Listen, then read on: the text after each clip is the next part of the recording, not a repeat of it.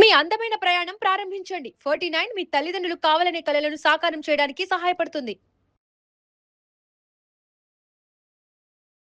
చెప్పండమ్మా, ఏంటి మీ సమస్య? మా ఆయన అట్లా నాకు బాగాలేదు అని చెప్పిండు. చెకప్ చేపిమంటే చేపించాను డాక్టర్ దగ్గర తీసుకెళ్తే. చెప్తే అక్కడ ఆయన చెప్పాడు, నాకు హెచ్ఐవి ఎయిడ్స్ ఉంది అని చెప్పాడు. మా అమ్మకి చెప్పాను. చెప్తే వాళ్ళు ఉన్నారు, ఇది నీ వాళ్ళని వచ్చిందని చెప్పి నాతో గొడవ పెట్టుకున్నా. మా ఆయన వద్దు ముద్దు పెట్టొద్దు అంటుంటే మా పాప ఓకే ముద్దు నోట పెట్టేవాడు. అమ్మో, పాప కూడా వచ్చిందా? పాప కూడా వచ్చేసింది. చనిపోయాడు. ఎట్లా? మళ్ళీ అమ్మాయిల దగ్గరికి వెళ్ళే బుద్ధి కూడా ఉంది.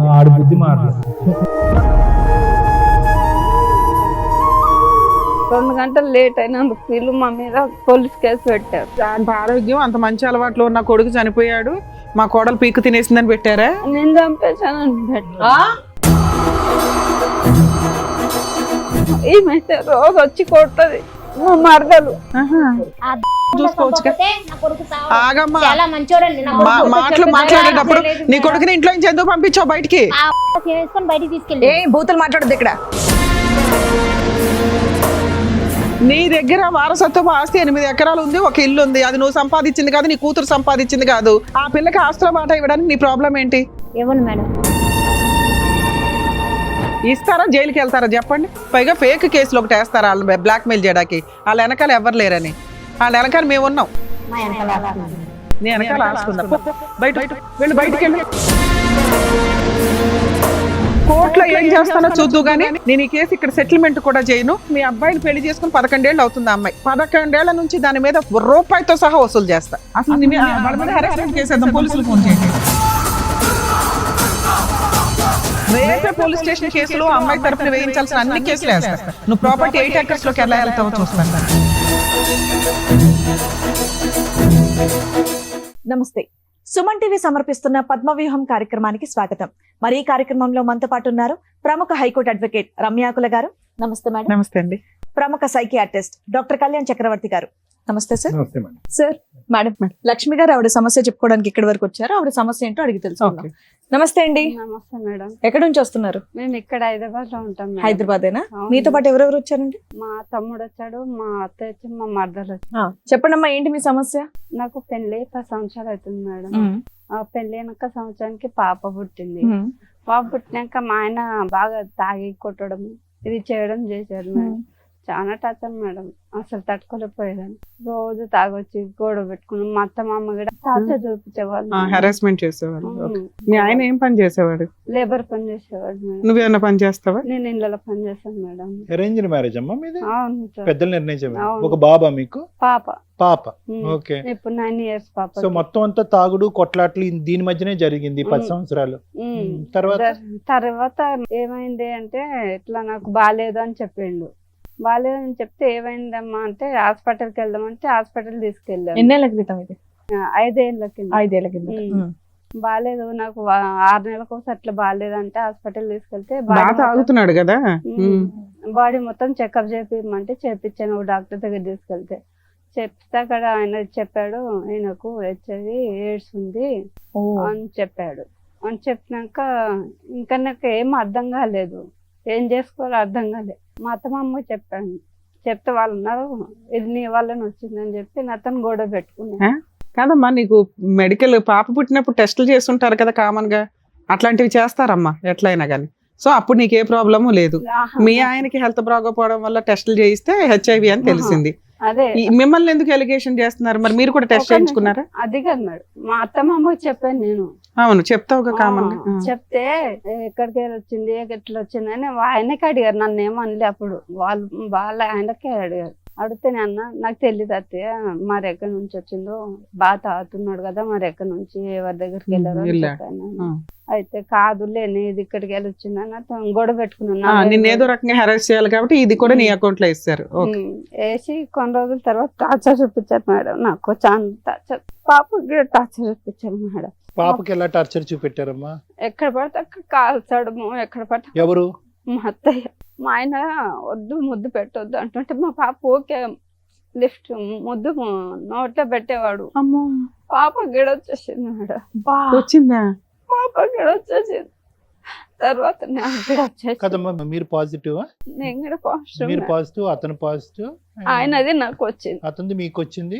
అయితే వద్దన్న పని చేయటం వల్ల పాపకు కూడా అది వచ్చిందమ్మా ఇన్ఫెక్షన్. వద్దు అంటుంటే ముద్దు పెట్టడము కానీ నోట్లో అలా రాదు కదమ్మా, సహజంగా అలా రాదు కదా. నోట్లో రోజు ముద్దు పెడుతుండే. మీరు గర్భంలో పాప మీ గర్భంలో ఉండగా మీరు పాజిటివే కదా? మరి లేదు సార్, ఆ? నార్మల్ గానే ఉన్నాం మేము అప్పుడు. మా ఇంట్లో అసలు ఎవరికి లేదు. Right right right. మా ఆయనని చేసుకున్నాక సో మా ఆయన ప్రెగ్నెన్సీ అప్పుడు చేసిన టెస్ట్ లో రాలేదు? ఏం లేదు. లేదు. తర్వాత అయితే పాపకు పాజిటివ్ వచ్చింది. పాపకు పెద్ద అయినాక వచ్చింది 5 years కి. అలా ఉందని తెలిసిన తర్వాత కూడా పాపకి అలాగే చేసేవాళ్ళ? అలాగే చేసేవాడు. ఊరికే తాగొచ్చి ఎక్కడ పడితే అక్కడ గిల్లడము అట్లా చేయడము.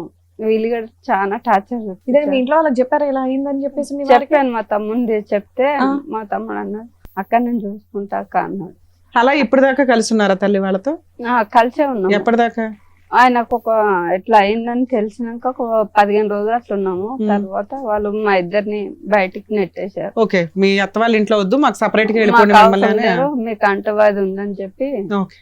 ముగ్గురు పంపించేసి పాపను నన్ను పంపించేసి మా తమ్ముడు వాళ్ళ ఇంటికి వెళ్ళాము. మా తమ్ముడికి చెప్పాను ఈ విషయం. వెళ్తే మా తమ్ముడు అన్న నేను చూసుకుంటాను అక్క అని మా తమ్ముడు అన్నాడు. అక్కడ డైలీ పని చేసుకుంటూ స్టార్ట్ చేశారు అక్కడ ఇళ్ళలో పని చేసుకుంటూ పాపను చదివిస్తూ ఉన్నాను. చాలా రోజుల తర్వాత మా ఆయన మీ తమ్ముడికి తెలుసా ఇట్లా మీకు ఇట్లా వచ్చింది అని? చెప్పాను మొత్తం చెప్పారా? పాపం తెలిసినా ఆయన ఒక కుటుంబాన్ని రెంట్ కి ఇప్పించి చేయించారు. రెంట్కి ఏం లేదు, ఇంట్లోనే వాళ్ళ ఇంట్లో ఉన్నారా? సూపర్.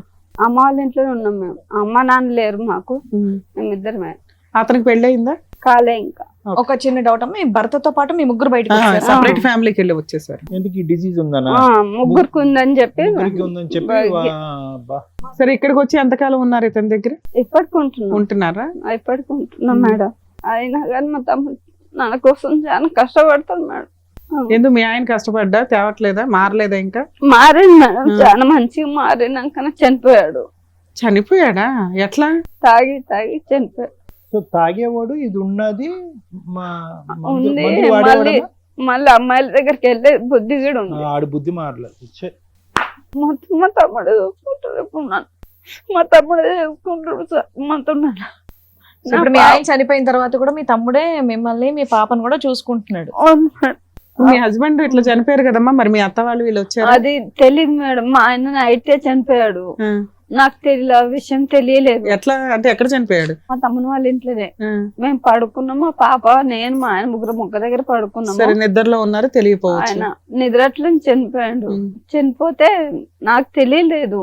తెలియక పక్కన వాళ్ళతో వాళ్ళందరితో మా తమ్ముడు కూడా ఉన్నాడు. మా తమ్ముడిని కూడా పిలిపించి లేపితే అసలు లేలే. హాస్పిటల్కి వెళ్ళాము, చూపించాము. అప్పటికి చనిపోయారు అని చెప్పారు. 2 గంటలు లేట్ అయినందుకు వీళ్ళు మా మీద పోలీస్ కేసు పెట్టారు. ఏదో అంత ఆరోగ్యం అంత మంచి అలవాట్లు ఉన్న కొడుకు చనిపోయాడు, మా కోడలు పీకు తినేసిందని పెట్టారా? నేను చంపేశానని. వీళ్ళు మాత్రం ఇంట్లోంచి బయటికి నెట్టేస్తారు, చనిపోతే మాత్రం భారం మీద. పాపకైతే రోజు టార్చర్ చూపిస్తారు. ఏమైతే రోజు వచ్చి కొడుతుంది. ఇంటికి వచ్చి కొడుతుందా? చేయలేదు మేడం, చాటుగా చాలా సార్లు ఫోన్ మాట్లాడేది. ఎవరితోని? మా అన్న చనిపోయిన కారణం కూడా ఈవిడనే. ఏ రకంగా అనుకుంటున్నారు? మీరు ఆ ఇంట్లో లేరు, మరి మీ ఇంట్లో చూసుకోవచ్చు. ఆగమ్మా, చాలా మంచోడండి. మాటలు మాట్లాడేటప్పుడు నీ కొడుకుని ఇంట్లో నుంచి ఎందుకు పంపించావు బయటికి? బయటికి తీసుకెళ్ళి బూతులు మాట్లాడదు ఇక్కడ. ఆమె చంపేసి తీసుకెళ్ళి బయటికి. కుటుంబం ఒక దరిద్రం కుటుంబం. మేము చాలా మంచోళ్ళు చూసుకున్నాం. కుటుంబానికి ఇచ్చి పెళ్లి చేశారు. వాడు ఇక్కడ ఉంటే మళ్ళీ నేను చంపుదాం అంత కోపం వస్తుంది మేడం. వాడు ఉందా నాకు? అసలు ఏం జరిగిందమ్మా మీరు చెప్పండి మీ సైడ్. నా కొడుకు చాలా మంచిగా పెంచుకున్నాను. ఓకే, మరి మంచిగా ఉన్న కొడుకు బయటకి ఎందుకు పంపించేసావు? ఆ అమ్మాయికి కొద్దిగా క్యారెక్టర్ మంచిగా లేదు. ఏ రకంగా అనిపించింది? ఆ అమ్మాయి పని చేయదు, ఇంట్లో నుంచి బయటికి వెళ్ళదు, ఫోన్ లో గట్టా మాట్లాడుతుంది సార్. మేము కనిపెట్టి వాళ్ళు కదా, మా పిల్ల కనిపెట్టేది. మీ ఇంట్లో ఎందుకు ఉందమ్మా? మా అమ్మాయికి మ్యారేజ్ అయ్యాక మా అల్లుడితో కొద్దిగా గొడవ అయింది. మా ఇంట్లో ఉంటుంది. మీ అబ్బాయి తాగుతాడా తాగడా? మా అబ్బాయికి మధ్యలోనే అలవాటు అయిందండి. ఏంటి మీ ఉద్దేశం ఏంటి? ఆవిడ క్యారెక్టర్ బ్యాడ్ అంటున్నారు, ఏంటి మీ ఉద్దేశం? ఆమె కొద్దిగా వేడుతుంది సార్, అయితే ఆమె వల్లే వచ్చింది నాకు. అదా స్టోరీ. ఆమె వల్లే వచ్చింది. మరి వాళ్ళిద్దరిని విడగొట్టేపోయావు, ముగ్గురిని ఎందుకు బయటకు పంపించేసావు నువ్వు? మరి ఆమెకు మంచిగా లేదు కదా వెళ్తూ, అందుకే బయటకు పంపించా. మీ అబ్బాయిని ఎందుకు పంపించావు? మీ అబ్బాయి అపరూపం కదా మీకు. ముగ్గురిని ఇంటికి ఎడ తీయాలని ముగ్గురిని బయటకి మరి అప్పుడు మీ అబ్బాయికి ఉన్న అలవాట్లకి ఆ అబ్బాయికి ఏదో జరిగింది, ఏం జరిగిందని తెలుసుకోకుండా వాళ్ళ మీద కేసు ఎందుకు పెట్టావు నువ్వు? ఆమె మమ్మల్ని కూడా మంచిగా చూసేది కాదు, అందుకని కేసు పెట్టావా? మంచిగా చూసేది కాదు. మరి కేసు లేదు మేడం. మీ అబ్బాయి మీ ఇంట్లో ఉండగా చనిపోతే అమ్మాయి కేసు పెట్టొచ్చా మీ మీద? ఆమెకు ఏది కావాలంటే అది చేసి పెట్టేదాన్ని. అమ్మ నీకెందుకమ్మా ఇందులో ఓవర్ ఇన్వాల్వ్మెంట్? నువ్వే కాపురం నిలబెట్టుకోలేదు, వీళ్ళ కాపురంలో నీకేం పని? మా అన్న చనిపోయిన కారణం ఈమెనే మేడం. నీకు ఎట్లా తెలుసు? అసలు నువ్వెందుకు మాట్లాడుతున్నావు? మొత్తం ఇది చేస్తారు సార్ వాళ్ళు. భర్తను పెట్టి ఇంట్లో ఉంచిన పాప ఉంది మీకు, ఇప్పుడు 3 సంవత్సరాల పాప ఉంది. లక్ష్మి గారు, మీ వారికి ఈ వ్యసనం ఉంది ఆడవాళ్ళ దగ్గరికి వెళ్ళటం అనేది ఎప్పుడు తెలిసింది మీకు? నాకు పెళ్ళైనాక సంవత్సరానికి పాప పుట్టినాక తెలిసింది. 1 year కి తెలిసింది. అప్పుడు చెప్పారా వీళ్ళకి ఇలా ఉందని? చెప్పలే అసలు కదా, ఎందుకు చెప్పలేదు? మీరు చెప్పాలి కదా. ఇప్పుడు వాళ్ళు వచ్చి వేలు నీ వైపు చూపెడుతున్నారు, నీ క్యారెక్టర్ బ్యాడ్ గా ఉంది కాబట్టి అటు నుంచి ఇటు వచ్చిందని అభాండం వేస్తున్నారు నీ మీద. నువ్వు నీ భర్త యొక్క క్యారెక్టర్ బ్యాడ్ ఉందని చెప్పి అప్పుడే చెప్పాలిగా.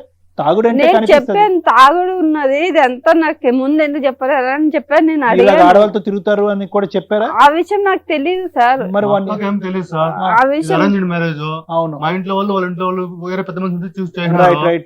మా అక్క మా నాన్న చెప్పినట్లు చేసుకునింది. మా నాన్న చెప్పిన నుంచి చేయొద్దు, వాడు ఒక దరిద్రం, నాకు దరిద్రం కుటుంబం అనేసి ఎందుకంటే చేసినాడు. మా అక్క జీవితం నాశనం చేసింది కాక మళ్ళీ ఇప్పుడు వాళ్ళ ఇంట్లో వాళ్ళతో ఇదే మా అక్క కూతురు పుట్టింది. ఆ కూతురు పరిస్థితి ఏం కావాలో ఏం, నేను రోజు కూలి పని పోతాను సార్. ఇప్పుడైతే పోషిస్తాను, సంపాదిస్తాను. రేపు కూతురు పెద్ద పాప అయితే ఆ పాప పెళ్లి చేయాలన్నా ఇది చేయాలన్నా వాళ్ళ తరతరాల ఆస్తులు ఉంటాయి కదా సార్. దాంట్లో ఏమన్నా ఏంటంటే మీకు రాదు, మీకు పోదు, మీరు కేసులు పెట్టుకోండి, ఏమన్నా చేసుకోండి, మిమ్మల్ని కొడితేస్తాం చంపేస్తాం అనేసి ఉన్నది ఆ కూతురు ఒకటేనా ఇప్పుడు మీకు?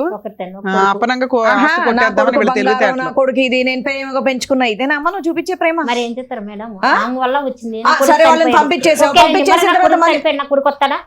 నా కొడుకు వస్తాడా? ఎవరి వల్ల బయటికి తీసుకెళ్ళిందని మంచిగా ఉండాలి. మరి నా కొడుకు బయటికి ఎవరు తీసుకెళ్ళారు? బయటికి ఎవరు తీసుకెళ్ళారు? పంపించేసావు. నువ్వేం చెప్పాలో అవే చెప్పడానికి వచ్చావా ఏంటి ఇక్కడ ఫిక్స్ అయిపోయి? కాదు మేడం, మేము అడిగే వాటికి ఒక్కదానికి నువ్వు ఆన్సర్ చెప్పట్లా, ఒక్కదానికి చెప్పట్లేదు. అమ్మా నీ దగ్గర వారసత్వపు ఆస్తి 8 ఎకరాలు ఉంది, ఒక ఇల్లు ఉంది, అది నువ్వు సంపాదించింది కాదు, నీ కూతురు సంపాదించింది కాదు. మీ కూతురికి ఎంత రైట్స్ ఉన్నాయో మీ అబ్బాయికి అంతే రైట్స్ ఉన్నాయి. నీ కూతురు పిల్ల వారసులకి ఎంత రైట్స్ ఉన్నాయో వీళ్ళ వారసులకి అంతే రైట్స్ ఉన్నాయి. ఆ పిల్లకి ఆస్తుల బాట ఇవ్వడానికి నీ ప్రాబ్లం ఏంటి? టార్చర్ చేసేది మేడం. నువ్వు ఆపవమ్మా, ముందు నీ కాపురం నువ్వు నిలబెట్టుకో, తర్వాత వాళ్ళ కాపురంలో నింపులు పోద్దు గానీ. పైగా వీళ్ళ మీద కేసులు పెట్టారా? కేసు ఎఫ్ఐఆర్ అయ్యిందా? ఎఫ్ఐఆర్ అవ్వలేదు, కంప్లైంట్ ఇచ్చింది, పోలీసులకి నిజం తెలిసింది కాబట్టి రిజిస్టర్ చేయాలి. సో ఇక్కడ మీకు పిల్లకి నీకు న్యాయం జరగాలి, అంతేనా? సూపర్. అరే కొడుకంటే అంత ఇష్టం, ఒక్కగానొక మనవరాలు, ఎంత చక్కగా దగ్గర తీసుకొని నువ్వు చూసుకోవాలి. ఏం మాట్లాడుతున్నావమ్మా? కొంచెం బుద్ధుండి మాట్లాడుతున్నావా? వాళ్ళ ఊర్లో వెళ్ళి వాళ్ళ కుటుంబం ఎట్లాంటిది అడగండి, ఒక్కరన్నా మంచి కుటుంబం అని చెప్తే మీరే ఇది చేయండి మేడం. అట్లాగే అట్లా బతికిన కుటుంబం మేడం వాళ్ళదే. మా నాన్న చెప్పిన ఎందుకంటే పెళ్లి చేసినాడు. వాళ్ళ ఆయన రోజు ఇంటికి వచ్చి రామ్మా తీసుకెళ్తా అని చెప్తాడు. నేను రాను, మా అమ్మ దగ్గర ఉంటా అంటది. నాకు ఆమె టార్చర్ ఎక్కువైపోతుంది. పోన్లేమ్మా, మీరు ఆల్రెడీ 5 years నుంచి బయట ఉంటున్నారు. ఇప్పుడు నీకు కావాల్సింది ఏంటంటే ఆస్తిలో వాటా. నా పాపకు అంతే అమ్మా, నీ అలాగే. మీరు అడిగేది న్యాయంగానే ఉంది. ఇప్పుడు ఏం చెప్పాలనేది డాక్టర్ గారు, అడ్వకేట్ మేడం చెప్తారు, వినండి సార్. చాలా మంచి పని చేసావు లక్ష్మి. ఇక్కడికి వచ్చి ఇప్పుడు కాదు, 2 years బ్యాక్ మీ భర్త ఎప్పుడైతే చనిపోయాడో అప్పుడే నీ పోరాటం మొదలు అవ్వాలి. వీళ్ళతో తెగదింపులేదు. ఎందుకంటే వీళ్ళు మనుషులా ఈరోజు ఒక చనిపోయినటువంటి వ్యక్తి మీద ఈరోజు వీళ్ళు పాలిటిక్స్ ప్లే చేసుకుంటూ మానవత్వం లేకుండా రకరకాల మాటలు మాట్లాడేటటువంటి వీళ్ళు మనుషులా? వీళ్ళు ఎవరితో పోల్చాలి వీళ్ళని? పైపెచ్చి ఏంటంటే ఒక ఆడదానికి మీ ఆయన్ని అంటే ఒకటమ్మా, చాలా బాధగా ఉంది లక్ష్మి. నీ భర్త మీ నాన్నగారు చేసినటువంటి తప్పు మీరు కంటిన్యూ చేశారు. పిల్లలు తెలుసో తెలియకో నాకు తెలియదు. ఎందుకు ఒక కుటుంబం కరెక్ట్గా లేనప్పుడు, ఆ కుటుంబం యొక్క పరిస్థితులు, ఆ చరిత్ర భాగవతాలు మనకు బాగా తెలిసినప్పుడు ఎందుకు ఏదో ఊడిపడిపోతుంది అనేటటువంటి విధంగా ఈ సంబంధం కాకపోతే ఏ సంబంధం దొరకదనే విధంగా పెళ్ళి ఎందుకు చేస్తారు? ఏదేనమ్మా, నేను చెప్పేది ఒకటేనమ్మా, 99 కారణాలు గొప్ప కుటుంబం అని మనకు తెలుస్తుందమ్మా. ఒక్క కారణం చెడ్డ కుటుంబం అని తెలిస్తే కనుక విత్డ్రా అయిపోవాలి. ఎందుకంటే జీవితాంతం చేసేటటువంటి ప్రయాణం కొలమానం. నేను ఎప్పుడు అందరికీ అదే చెప్తా ఉంటాను. మీరు కొలమానం చేసినప్పుడు అవతల కుటుంబం ఎలా ఉంది, ఇది మన సరితూగేదా, కరెక్ట్ సంబంధమా కాదా అని తెలుసుకునేటప్పుడు ఒక్క అంశం చెడు అంశం కనిపిస్తే కనుక విడ్డ్రా అయిపోండి. అనవసరంగా మీ పిల్లల ప్రాణాలు తీసుకెళ్లి పనంగా పెట్టకండి. ఇక్కడ జీవితం సర్వనాశనం అయింది.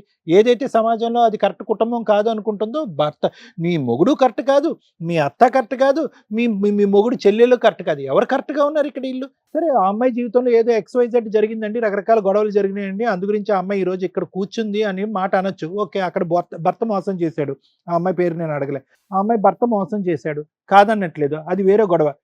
కానీ ఇక్కడికి వచ్చి కూర్చుని కొద్దిగా మానవత్వం, అరే మా వదిన మా అన్నయ్య చనిపోయాడు, ఎంత నరకం, బతుకున్నప్పుడు నరకయాతన అనుభవించింది ఆ తాగుబోతూ వ్యసనాలు బానిసైనటువంటి వ్యక్తికి, చనిపోయిన తర్వాత కూడా ఈరోజు ఒక నిందేస్తున్నామే, ఏం బ్రతుకు మంది అంటే, నా జీవితం ఇలా అయిపోయింది కాబట్టి ఆవిడ జీవితం కూడా ఇలా అయిపోవాలి, నా జీవితం ఇలా అయింది కాబట్టి నాకు చెరి సమానంగా నా వయసులో ఉండేటటువంటి వాళ్ళందరి జీవితం కూడా సర్వనాశనం అయిపోతే అది ఏదో మనకు ఒక సాడిస్టిక్ సంతృప్తి, అంతేనా? అదేనా జీవితం? అయినా కానీ పిల్లల్ని మిమ్మల్ని లాభమ్మా, పెంచేటటువంటి విధానం, పిల్లలు ఎలా ఎదుగుతున్నారు, తాగుతున్నారా, తిరుగుతున్నారా, వ్యసనాలకు లోనవుతున్నారా? అటువైపు ఒక ఆడపిల్ల వెళ్ళి ఒక మొగుడితో సరిగ్గా కాపురం చేయకపోతే అక్కడ సరిదిద్దకపోయి ఇక్కడ భర్తకి కోడలికి కొడుక్కి కోడలికి HIV వచ్చింది, కూతురు మనవరాలకు కూడా HIV వచ్చింది, ఆ పసిప్రాణం ఏం తప్పు చేసిందమ్మా? మీ వాడు చెడు వ్యసనాలకు లోనయ్యి అటు ఇటు తిరిగితే కనుక అనవసరమైనటువంటి చేయకూడనటువంటి పనులన్నీ చేయటం వల్ల ఆవిడకు వచ్చింది. దాంతో పాటు ఏంటంటే ఆ బిడ్డకు వచ్చింది. ఆ బిడ్డకి ఎలా వచ్చింది అనేది తర్వాత మాట్లాడుకుందాం. అది ఏమైనా ఇంజెక్షన్ ద్వారా వచ్చిందా, బ్లడ్ ట్రాన్స్ఫ్యూజన్ ద్వారా వచ్చిందా, ఇన్ఫెక్షన్ ద్వారా వచ్చిందా, ఏదన్నా అతనికి ఇచ్చేటటువంటి ఇంజెక్షన్ ఆవిడకి కూడా ఇచ్చారా, పిల్లకి కూడా ఇచ్చారా, ఇలా రకరకాల కారణాలు ఉన్నాయి. ముద్దు పెట్టుకోవటాల వల్ల అది వస్తుందని నేను అనుకోవట్లే. కానీ ఆ బిడ్డ ఏం అన్యాయం చేసింది? వాళ్ళిద్దరిని మెడపట్టుకుని బయటకు గెంటేశారు అమానుషంగా. ఆ బిడ్డ ఏం అన్యాయం చేసింది? బయటకు పంపించేసిన తర్వాత వాళ్ళు బాగోగులు చూడలేదు, వాళ్ళు ఎలా బ్రతుకున్నారో చూడలేదు, వాళ్ళ అవసరాలు ఏమీ చూడలేదు. మీరు కేవలం ఏంటంటే ఒక తాగేటటువంటి ఒక కొడుకుని, వ్యసనాలకు బానిసయ్యేటటువంటి కొడుకుని ఇంతకాలం మీరు భారం మోసారు కాబట్టి ఆ భారాన్ని ఇంక మోయలేక వాడిని బయటకు మెడపట్టి గెంటేసి మేము సేఫ్ అనేటటువంటి స్వార్థపూరితమైనటువంటి ఆలోచన. ఎలాగ చచ్చిపోతాడని తెలుసు, అది నేను ముందే చెప్తున్నాను. మీ కొడుకు ఉండేటటువంటి వ్యసనాలకి, బానిసత్వానికి ఆయుష్ తగ్గించుకోవటమే కానీ పెంచుకునే పరిస్థితి లేదు. దానికి కూడా మీరు మెంటల్గా ప్రిపేర్ అయ్యారు. ఏదైతే కక్ష సాధింపు ఆ అమ్మాయి మీ ఇంట్లో ఉండగా వచ్చిందో, వీళ్ళు ఎప్పుడైతే ఫ్రీ బర్డ్స్గా బయటకు వెళ్ళి బతుకుతున్నారో అది కూడా మీరు ఓర్వలేకపోయారు. ఈ అమ్మాయి మీద ఏదో విధంగా కక్ష సాధింపు చేయాలి అని అనుకున్నారు. అది మీ కొడుకు మరణం ద్వారా ఆ కక్ష తీర్చుకునేటటువంటి ప్రయత్నం చేశారు. టామ్ కొట్టారు, ఊరు వాడ అంతా కూడా గట్టిగా అరిచారు, అదిగో ఆవిడ వల్లే చచ్చిపోయింది, ఆవిడ వల్లే చచ్చిపోయింది. ఆవిడకి వ్యసనాలు ఉన్నాయా? అవన్నీ మీరు చూసారా లైవ్లో? మీ కొడుకు అంశం మేము కనుక్కున్నాం, మొత్తం ప్రపంచాన్ని అందరికీ తెలుసు. అది కూడా ఆవిడ మీద దుమ్మెత్తిపోస్తున్నారు. ఈ మాట ఆ నోట ఈ నోట విని ఆ బిడ్డ చెవుని పడితేనమ్మా తల్లికి ఏమైనా గౌరవం ఉంటుందా? మీ నోర్లు ఏ స్థాయిలో ఉన్నాయంటే కనుక ఆ చంటి బిడ్డ కూడా మీ మాటే నమ్మి, అరే అదిగో మా అమ్మకి ఇన్ఫెక్షన్, ఇప్పుడు కాదు ఒక వయసు వచ్చిన తర్వాత, అదిగో మా అమ్మకి XYZ ఇన్ఫెక్షన్ ఉంది, ఆ XYZ ఇన్ఫెక్షన్ మా నాన్నకి ఇచ్చింది, మా నాన్నతో పాటు నాకు ఇచ్చింది, కాబట్టి మా నాన్న లేకపోవటానికి కారణం మా అమ్మే అని చెప్పి కసి కోపం పెంచుకోదు జీవితాంతం ఆ బిడ్డ ఆ తల్లి మీద. ఏం నేర్చుకున్నారు మీరు జీవితం గురించి పాఠాలు? ఇదేనా బ్రతుకు? ఆ బిడ్డ జీవితాన్ని అలా నాశనం చేసావు, ఈ కొడుకు జీవితాన్ని ఇలా నాశనం చేసావు. ఇప్పుడు ఏంటంటే మీకు వంశోద్ధారకుడు లేకుండా పరిస్థితికి వచ్చా, మొత్తం అన్ని ఇలాగా అనగదొక్కేసి ఏం సాధిద్దామనమ్మా? ఇప్పుడు వాళ్ళ బ్రతుకు తెరువుకి అమ్మ తల్లి భిక్షాంతి అనేటటువంటి పరిస్థితిలో ఉంటే వాళ్ళకి రావాల్సినటువంటి ఆస్తి కూడా నువ్వు తినేసి కాజేయాలనుకుంటున్నావా? ఏమ్మా ఎంత కావాలమ్మా కడుపు నిండటానికి? ఇప్పటికైనా కొద్ది మానవత్వం నేర్చుకోండి అమ్మా, ఆలోచన నేర్చుకోండి. సాయి, 1 నిమిషం నాన్న. వీళ్ళిద్దరు చెవుల్లో ఏమన్నా చెవిటోడు చెవులో ఏదో శంఖం ఊదినట్టే అన్నట్టు అనిపిస్తుంది. వాళ్ళు తలాడిస్తారు, వాళ్ళు మూర్ఖత్వ స్వభావం, ముందస్తునే వాళ్ళకి ఎటువంటి మమకారం, ఆలోచన, దయా దాక్షణ్యాలు ఏమీ లేవు. వీళ్ళు ఎంతవరకైనా పోరాటానికి రెడీగానే ఉన్నారు. ఆ బిడ్డ అనేటటువంటిది ఏది, వాళ్ళ మనవరాలు అనేటటువంటి కనికరం కూడా లేదు. దానికి మూల కారణం ఇక్కడ ఎవరైనా విలన్ ఉన్నారు అంటే ఈవిడికి ఏదన్నా బుద్ధి చెప్పాలి అంటే కనుక మీరు బతిమాలుకోవటం, అడుక్కోవటం, అమ్మ బాబు అనుకోవటం కాదు. వీళ్ళని ఎలా అయితే శిక్షించాలో, ఏ విధంగా కోర్టు పరంగా అయితే కనుక ముందుకెళ్ళి ఆవిడకి రావాల్సినటువంటిది ఆవిడ తెచ్చుకోవాలో ఆ పద్ధతిలో వెళ్తే బెటర్. ఇంకా టైం వేస్ట్ చేయకండి. Thank you sir. మేడం, నిజంగా షాక్ అవుతున్నాను తెలుసా నేను. భర్త చనిపోయిన భార్యకి ఆస్తిలో వాటా వస్తుందా రాదా? తండ్రి చనిపోతే కూతురికి ఆస్తిలో వాటా వస్తుందా రాదా? ఈ రెండిటికి సంబంధించిన అమ్మాయి ఇక్కడ మన దగ్గర కూర్చుంది. చాలా కేసుల్లో చూస్తామండి, ఒకవేళ కొడుకు చనిపోతే కోడల్ని, మనవరాల్ని ఇంట్లో నుంచి తరిమేస్తారు, ఎంటర్టైనే చెయ్యరు. ఒకవేళ వారసత్వపు ఆస్తులు ఉన్నా లేకపోయినా భర్త చనిపోయారంటే కోడలు ఆ పిల్లలు టెన్షన్లోనే ఉంటారు. అమ్మాయి వాళ్ళ అమ్మా నాన్న కూడా టెన్షన్లోనే ఉంటారు. మేబీ ఆ తల్లికి కూడా కొడుకు చనిపోవడం అనేది విపరీతమైన కష్టం, ఎవ్వరు కాదనట్లా. కానీ ఆ 11 రోజులు, ఆ 2 months, ఆ 5 months అయిపోయిన తర్వాత కనీసం సెటిల్మెంట్లు చేయాలంటే చాలా కష్టం.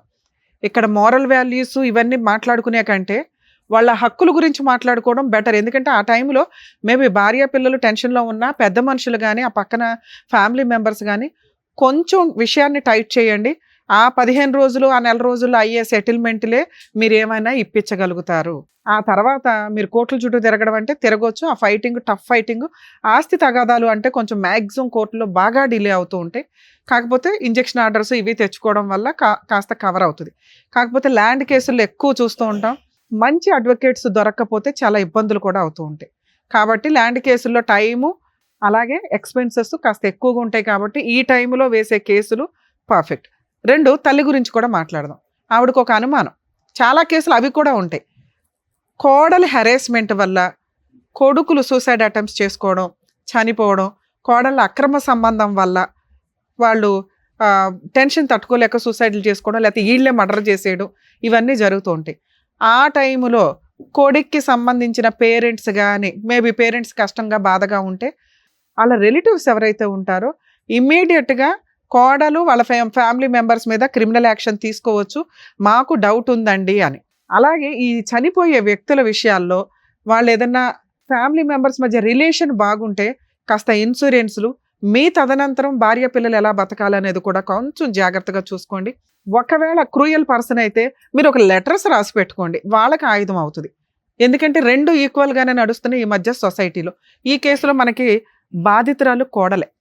ఎందుకంటే ఆ అత్త మాట్లాడుతున్న విధానం కేసు యొక్క స్టోరీని బట్టి. అందుకే నేను 2 చెప్పాను మీకు. జెంట్స్ మంచోళ్ళు ఉంటారు, లేడీస్ మంచోళ్ళు ఉంటారు. ఇక్కడ ఆస్తికి సంబంధించి కోడలు మంచిదే. ఎందుకంటే కోడలు చివరి నిమిషం దాకా భర్తతో కాపురం చేసింది. దారుణమైన పెంపకం కొడుకుది. వాయిస్ ఆ రేంజ్లో ఉంది, ఆయన సిస్టర్ది, ఆయన అమ్మది. అతనుకున్న చెడు అలవాట్లు కానీ, అతనుకున్న క్యారెక్టర్ కానీ, అతను సంపాదన ఇచ్చే విధానానికి కానీ ఎక్కడా సెట్ అవ్వట్లా. డైలీ లేబర్ ఏదో వస్తాడు, 900, 1000 రూపాయలు తీసుకొస్తాడేమో రోజుకి పని చేస్తే. దాంట్లో తాగుడు, అవి కూడా తాగుడు అవి కూడా సరిగ్గా తీసుకురాడు. ఎదురు ఎవరెవరితోనో పడుకున్నాడు, వచ్చింది ఏదో వ్యవహారం. దానికి ఒక ఆడవాళ్ళని క్యారెక్టర్ అసాసినేషన్ చేయడం ఎంత ఈజీ అంటే ఫోన్లు మాట్లాడుతుందండి. ఎవరితో మాట్లాడుతుంది ఆవిడ? ఏం మాట్లాడుతున్నావు తల్లి? నువ్వు ఒక స్త్రీవేగా, నిజం మాట్లాడుకోవాలిగా. ఒక అమ్మాయి గొంతు కోసినట్టు లెక్క నీ కొడుకు కాపురం వల్ల, నీ కొడుకు బిహేవియర్ వల్ల. నీ కూతురు కాపురం నిలబెట్టడం, ఏడవడం చేతకాల నీకు. ఈ అమ్మాయి క్యారెక్టర్ గురించి మాట్లాడుతున్నావు నువ్వు నీ కూతురు, ఆ పిల్ల చాలా.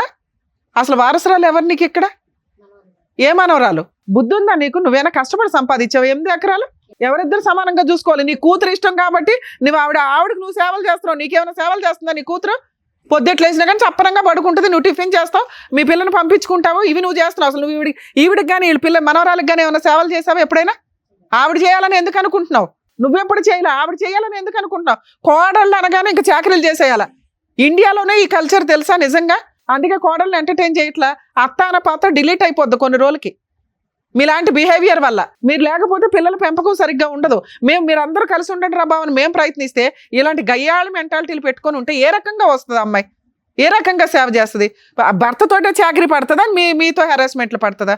తాగుబోతూ తిరుగుబోతూ రూపాయి తీసుకురాడు. అరే ఒక అమ్మాయి గొంతు కోసేసానే అని నువ్వు ఇంట్లో పెట్టుకొని నువ్వు ధైర్యంగా ఆ పిల్లకి ఒక ప్రహరీలాగా నుంచుంటే ఎంత బాగుండేది? నీ కొడుకే HIV రావడం ఏంటి? ముగ్గురిని తీసి బయట వేయడం ఏంటి నువ్వు? నానా ఇప్పుడు లీగల్గా వెళితే మీకు లాస్ 100% మీకు రావాల్సిన షేర్. ఇక్కడ భర్త చనిపోతే అంటే నీ కొడుకు చనిపోతే కోడలకి మనవరాలకి ఆస్తిలో వాటా వస్తుందా అంటే, వీళ్ళ హస్బెండ్ సెల్ఫ్ ఎక్యువేట్ ప్రాపర్టీ ఏదన్నా ఉండి వీళ్ళకి వారసత్వపు ఆస్తులు లేకపోతే మనవరాలి మెయింటెనెన్స్ కోసం నానమ్మ తాతయ్యల మీద క్లెయిమ్ చేసే రైట్స్ మనవరాలికి ఉంటాయి. తెలుసుకోండి. 99% జనాలకు తెలియదు. అత్తగారు మాంగారుల మీద వేయదు. వాళ్ళు ఫైనాన్షియల్గా బాగోపోతే వేయకండి. ఎవరికాళ్ళు సెల్ఫ్ రెస్పెక్ట్తో బతకండి. అలాగే మ్యారిటల్ రిలేషన్ 1 year పెళ్ళిళ్ళు చేసుకొని కాపురాలు నాశనం చేసుకొని అక్రమ సంబంధాలు పెట్టుకునే వాటిల్లో కోర్టు కూడా కొంచెం మోరల్ వాల్యూస్ తోటే చూస్తుంది. ఇక వారసత్వపు ఆస్తులు ఉంటే మీ ఆయన కానీ నువ్వు కానీ నీ కూతురికి కానీ ఆపే రైట్సే లేవు. అసలు పెద్ద మనుషుల దగ్గర కూర్చొని వాళ్ళ వాటా 4 ఎకరాలు ఇంట్లో ఏం షేర్ ఇస్తారో ఆ షేర్ ఇవ్వలేకపోతే ఆ ఇల్లు మీకు కావాల్సి వస్తే అందులో ఒక ఎకరమే దాని వాల్యూ ఆఫ్ ఎకరం యాడ్ చేసి ఇవ్వాలి వీళ్ళకి. లేదా వాళ్ళని బతులు ఆడుకొని అమ్మ మీరు 3 ఎకరాలు తీసుకోండి అని బతులు ఆడుకోవాలి. అది వదిలేసి మీ ఇష్టం వచ్చినట్టు బిహేవ్ చేస్తున్నారు. ఇక్కడ మీ అబ్బాయి ఆస్తి ఏమీ లేదు. మీ అబ్బాయికి వచ్చే షేర్లో 3 వాటాల కింద లెక్క. అది కూడా నిజాయితీగా చెప్తున్నాను. అసలు యాక్చువల్గా నీకు ఇవ్వకూడదు, నీకు చెప్పకూడదు కూడా. ఒక కొడుకు చనిపోతే అతనికి సంబంధించిన సెల్ఫ్ ఎక్వైర్డ్ కానీ యాన్సిస్టర్ ప్రాపర్టీ మీద కానీ పూర్తి హక్కులు హిందూ మతంలో, హిందువులు వేరు, క్రిస్టియన్కి సంబంధించిన పర్సనల్ ప్రాపర్టీ లా వేరు, ముస్లిమ్స్ లా వేరు. ఇక్కడ వీళ్ళు హిందువులు కాబట్టి దీని గురించే చెప్తున్నా. ఆ కొడుక్కి సంబంధించిన సెల్ఫ్ ఎక్వైర్డ్ వారసత్వ ఆస్తుల్లో తల్లికి భార్య పిల్లలకి సమాన వాటాలు, ఎంతమంది ఉంటే అన్ని భాగాలు. ఇప్పుడు మీ అబ్బాయికి వచ్చే 4 ఎకరాల్లో నీకు వాళ్ళిద్దరికి షేర్, అంటే నీకు 1 ఎకరం పక్కన పెట్టిన వాళ్ళకి కనీసం 3 ఎకరాలు రావాలి. మీ అబ్బాయికి వచ్చే షేర్ 50% గురించి మాట్లాడుతున్నామమ్మా, నీ షేర్ కాదు. మీ అమ్మాయి షేర్ నేను మాట్లాడలేదుగా. 8 ఎకరాల్లో నేను లేదా మీరు అందరూ కూర్చొని ఆ 8 ఎకరాలని 3 భాగాలు చేసుకోండి. అర్థమైందా? మీకు ఒక భాగం, ఆవిడకు ఒక భాగం, ఈవిడకు ఒక భాగం. ఆ రకంగా చూసినా వీళ్ళకి ఎంత రావాలి? 3 ఎకరాల దాకా రావాలిగా. ఎందుకంటే ఇంట్లో వాటా ఇవ్వరుగా మీరు. 3 ఎకరాలు ఈ రోజు ఇక్కడ అగ్రిమెంట్ రాసి వెళ్తారా లేదా? మీ ఇద్దరు లీగల్ హెయిర్ సర్టిఫికేట్కి అప్లై చేసుకోండి. నీ పేరు వీళ్ళిద్దరు పేర్లు వస్తుంది. మీ అబ్బాయికి సంబంధించిన దాంట్లో ప్రాపర్టీ పార్టీషన్ చేసుకొని వాళ్ళకి ఇవ్వాల్సిన షేర్ వాళ్ళకి రిజిస్ట్రేషన్ చేయండి. రిజిస్ట్రేషన్ ఎక్స్పెన్సెస్ కూడా మీరే పడాలి. ఒకవేళ మీరు ఇది సెటిల్మెంట్ నేను ఎక్కడ చేయనండి కోర్టులో చూసుకోండి అంటే మీ అబ్బాయి చనిపోయిన దగ్గర నుంచి ఆ 8 ఎకరాల మీద మీరు ఎంత వసూలు చేశారో వడ్డీతో సహా, అంటే కవులు డబ్బులు కానీ ఇన్కమ్ కానీ మొత్తం వసూలు చేసి పెట్టాల్సి వస్తుంది. సుమన్ టీవీ అమ్మాయి వెనకాల ఉంది. ఆ అమ్మాయి నిజంగా విక్టిమ్, బాధితురాల కింద లెక్క. ఈ కేసులో మేము 100% ఆ అమ్మాయికి సార్ ఫ్రీ కౌన్సిలింగ్ ఇస్తారు, నేను ఫ్రీ లీగల్ ఎయిడ్ కూడా చేస్తాను. అమ్మాయి జీవితం అమ్మాయి ఇదే. మీకు ఏంటంటే వీళ్ళకి హెల్త్ ప్రాబ్లం ఉంది కాబట్టి వీళ్ళు ఏదైనా అయిపోతే మొత్తం ఆస్తి నేను నా కూతురు తీసుకోవచ్చు. పిచ్చి తెలివితేటలు. ఇస్తారా? జైలుకి వెళ్తారా చెప్పండి? పైగా ఫేక్ కేసులు ఒకటి వేస్తారా వాళ్ళని బ్లాక్మెయిల్ చేయడానికి? వాళ్ళ వెనకాల ఎవరు లేరని. వాళ్ళ వెనకాల మేము ఉన్నాం. చెప్పు. మా వెనకాల వస్తుంది. నీ వెనకాల ఆస్తుందా? పో బయట, వెళ్ళు, బయటికి వెళ్ళు. కోర్టులో ఏం చేస్తానో చూద్దు కానీ నేను ఈ కేసు ఇక్కడ సెటిల్మెంట్ కూడా చేయను. నీ దగ్గర నుంచి ఎంత ఆస్తి వసూలు చేయాలో చిల్లిగవతో సహా మీ అబ్బాయి చనిపోయిన దగ్గర నుంచి ఆస్తి ఆల్రెడీ మీరు ఎంజాయ్ చేస్తున్నారు కదా ఇప్పటిదాకా. మొత్తం మీ అబ్బాయిని పెళ్లి చేసుకుని 11 ఏళ్ళు అవుతుంది. ఆ అమ్మాయి 11 ఏళ్ల నుంచి దాని మీద రూపాయితో సహా వసూలు చేస్తా. ఎలాంటి మీ ఇద్దరు? హస్బెండ్ ఎక్కడున్నాడు ఎంక్వైరీ చేసి ఆవిడ క్యారెక్టర్ ఏంటి, మీ క్యారెక్టర్ ఏంటి, మీ ఊళ్ళో వాళ్ళని ఎంక్వైరీ చేస్తే మీ బాగోతాలు బయటపడతాయి. ఆ అమ్మాయిని అంటున్నారా? అమ్మాయిని క్యారెక్టర్ని అంటున్నారా? అసలు వాళ్ళ మీద హెరాస్మెంట్ కేసు వేద్దాం, పోలీసులు ఫోన్ చేయండి. నిజంగా మీరు వెళ్ళండి, ఏం చేయాలో మేడం చెప్తారు ఆవిడకి. కరెక్ట్ గా బుద్ధి రేపే పోలీస్ స్టేషన్ కేసులో అమ్మాయి తరపున వేయించాల్సిన అన్ని కేసులు వేస్తా. నువ్వు ప్రాపర్టీ 8 acres లోకి ఎలా వెళ్తావో చూస్తాను. ఏం మాటలు రావట్లేదా ఇప్పుడు? అసలు లానే మీ చేతిలో పెట్టుకుని కూర్చున్నారా? ఇంత గయాలు తనవా? వెళ్తావా? జైలుకి వెళ్తావా తల్లి? అసలు ఆ ఇంట్లో ఎందుకు ఉంటున్నావో నువ్వు? ఫిట్టింగ్లు ఎందుకు పెడుతున్నావు? ఆమె నడిపిస్తుంది. ఆమె మీద అంటారు నన్ను అనాలి. నా బిడ్డనంట నువ్వెవరు? నీ కోడలు అనొచ్చా నువ్వు? ఫోన్లు మాట్లాడుతుందంట. అమ్మా మీరు మంచోళ్ళు ఆ ఏరియాలో అనేవాళ్ళు ఒకరితో ఫోన్ చేయించు. నువ్వు నీ దమ్ముంటే. అమ్మా నువ్వు తప్పు చేసావా? నీ క్యారెక్టర్ ఏంటని నేను ఇక్కడ మాట్లాడలా. నేనేం మాట్లాడా? లా ప్రకారం వాళ్ళకి రావాల్సిన షేర్ గురించి మాట్లాడుతున్నా. నేను లీగల్ గా దిగితే ఎలా ఉంటుందో తెలుసా? నువ్వెవరు న్యాయం చేయడానికి? వాళ్ళకి ఇవ్వాల్సిన షేర్ వాళ్ళకి. నువ్వేంటి గోంగూర న్యాయం చేసేది ఇక్కడ? అప్పనంగా తింటున్నావు 11 ఏళ్ళ నుంచి కూర్చొని. నీ భర్త సొమ్ము కాదు, మీ మామగారి దగ్గర నుంచి వచ్చిన ఆస్తి. నువ్వెంత షేర్ హోల్డర్వా ఆ అమ్మాయి కూడా అంతే అని చెప్తున్నాను. అర్థం కాదా నీకు? ఇక్కడ రాసిస్తావా కోర్టులో చూసుకుంటావా? ఆలోచించుకో. నీకు 10 నిమిషాలు టైం ఇస్తా, హాఫ్ అన్ అవర్. తెలుసు, అదే నేను అన్నా కదా నాన్న. మీరు ఆగండి, మీరు కోపం తెచ్చుకోకండి. మేము లీగల్ గా దిగితే ఎలా ఉంటుందో చూపిస్తాను. చెప్పండి. కూర్చోండి. ఎన్ని గంటలు కూర్చుంటారు? అమ్మ ఇక్కడ నేను ఒక బాండ్ పేపర్ మీద ఇప్పుడు మీ చేత రాయిస్తాను. మీరు విత్-ఇన్ 1 week లో రిజిస్ట్రేషన్స్ కంప్లీట్ చేయాలి. లేదా మా టీం మొత్తం వస్తారు అక్కడ. గుర్తుపెట్టుకో, మేము దిగిన తర్వాత ఎలా ఉంటుందో మామూలుగా ఉంటుంది ఎవ్వరు. నువ్వేమంటావు? ఏ ముఖం మార్చుకున్నావేంటి? అబ్బా కూతురుతో డిస్కషన్. మరి తీసుకురండి, బాండ్ పేపర్స్ తీసుకురండి. మేడం మీకు మెదక్లో 8 acres పొలం ఉందట, అలాగే హౌస్ కూడా అక్కడ ఉంది. మీ కోడలికి మనవరాలకి మీరిద్దరు, మీ హస్బెండ్ ఉన్నారా? లేరు. మీరిద్దరు లీగల్ హెయిర్స్ కింద లెక్క. మీరిద్దరు విత్-ఇన్ 1 week నుంచి 10 days లోపు ప్రాపర్టీని వీళ్ళ పేరు మీద రిజిస్ట్రేషన్ చేస్తున్నారు. ఇక్కడ సైన్లు పెట్టండి, అవన్నీ నేను ఫిల్ చేస్తాను. అలాగే కోర్టు ద్వారా లీగల్ హెయిర్ సర్టిఫికేట్ కూడా మేము ఇప్పిస్తాం. మేడం సైన్లు తీసి రమ్మా.